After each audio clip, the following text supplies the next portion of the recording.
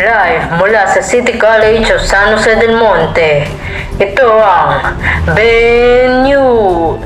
Nakatapos nga lamang na ikalawang grupo patungkol sa kanilang itinalakay na limitation of logic. Ngayon naman ay narito ang ikatlong grupo upang ihatid sa inyo mga nagbabagang kaalaman patungkol sa activities of the human mind. Sa kabilang dako, ihahatid ang unang topic sa araw na ito. Isang mahalagang bahagi ng ating pag-unawa ay ang kakayahan natin sa pag-intindi at pagkuha ng simpleng mga kaisipan o konsepto.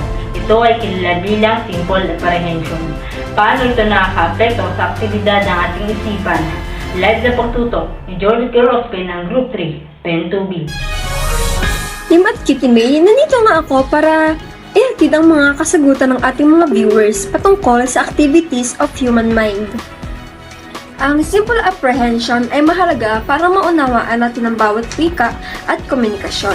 Kapag naunawaan natin ang kahulugan ng mga salita o konsepto, epektibo tayong makakapag-usap sa iba.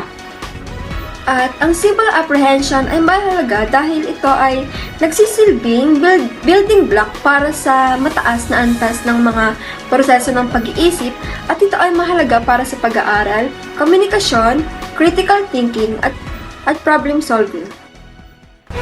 Maraming salamat sa iyo, Jornet Kirospe ng Group 3, Ben 2B.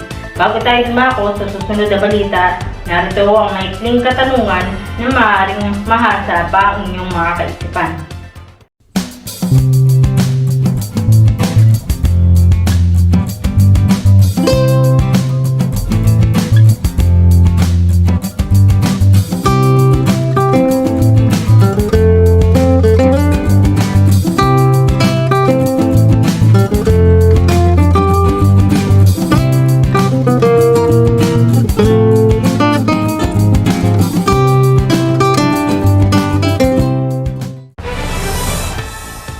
Sa ating pang-araw-araw na buhay, ang pagbibigay ng opinyon at paggawa ng mga pahayag tungkol sa mundo ay bahagi ng ating kakayahan sa panghusga at pagpapahayag. Sa larangan ng kaisipan, ito ay kilala bilang judgment at proposition. Pamamagitan ng mga ito, ating naipapahayag ang ating mga kuro-kuro, opinyon at mga katotohanan na ating natuklasan. Ipapaliwanag ang topic na ito. Nakatutok, Limuel Jan Asis ng Group 3, Ben 2B.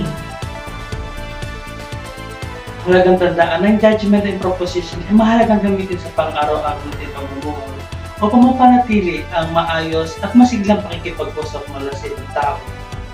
Para sa City College of San Jose del Monte, nakatutok, Ben 2B News.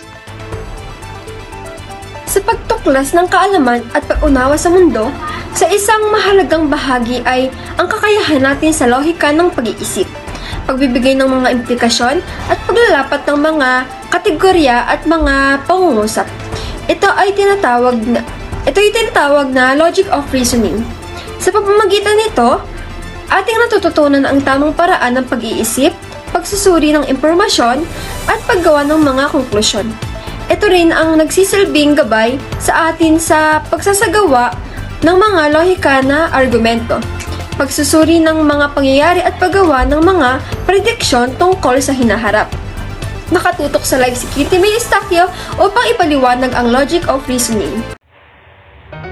Tama. Sa pagtuklas ng kaalaman at pag-unawa sa mundo, mahalaga ang paggamit ng lohika ng pag-iisip upang makabuo ng mga wastong konklusyon at maunawaan ang mga kaganapan sa paligid.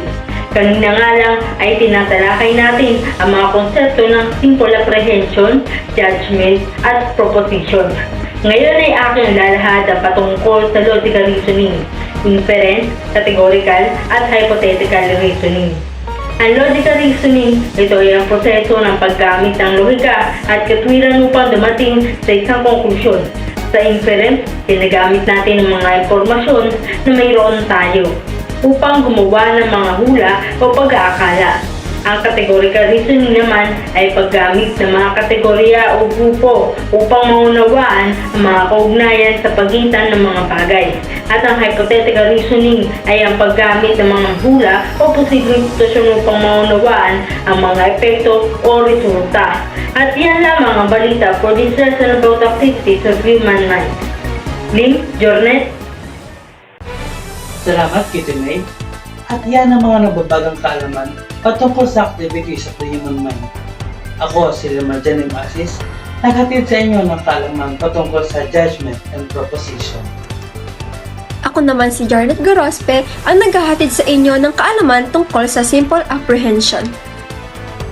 Para sa Logic of Reasoning, ako po, si Kitty May Eustacio.